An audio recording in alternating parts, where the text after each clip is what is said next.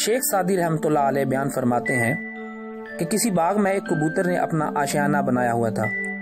جس میں وہ دن بھر اپنے بچوں کو دانا چگاتا۔ ایک دن کبوتر دانا چوچ میں دبائے باہر سے آیا تو سارے بچوں نے اسے تشویش سے بتایا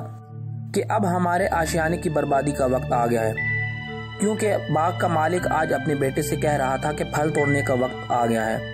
کل میں اپنے دوستوں کو ساتھ لاؤں گا اور ان سے پھل توڑنے کا کام لوں گا، خود میں اپنے بازو کی خرابی کی وجہ سے یہ کام نہ کر سکوں گا۔ کبوتر نے اپنے بچوں کو تسلی دیتے ہوئے کہا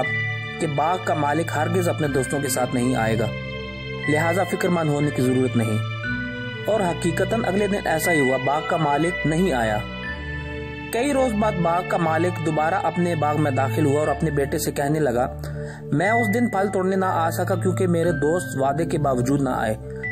لیکن میرا دوبارہ کہنے پر انہوں نے پکا وعدہ کیا ہے کہ کل وہ ضرور آئیں گے اور پھل توڑنے باغ میں میرے ساتھ میرا ہاتھ بٹائیں گے۔ کبوتر نے یہ بات بچوں کی زبانی سن کر کہا، گھبراؤ نہیں، باغ کا مالک اب بھی نہیں آئے گا اور یہ کل بھی گزر جائے گا۔ اسی طرح دوسرا روز بھی گزر گیا اور باغ کا مالک واقعی نہیں آیا۔ آخر کئی روز بعد باغ کا مالک اپنے بیٹے کے ساتھ باغ میں داخل ہوا اور بولا، میرے دوست تو بس نام کے ہمدرد ہیں، ہر بار وعدہ کر کے پھر ٹال مٹول کرتے ہیں اور نہیں آتے۔ اب میں نے فیصلہ کیا ہے کہ ان پر بھروسہ کرنے کے بجائے اپنا کام میں خود کروں گا اور کل باغ سے پھل توڑوں گا۔ کبوتر نے یہ بات سن کر پریشانی سے کہا، بچوں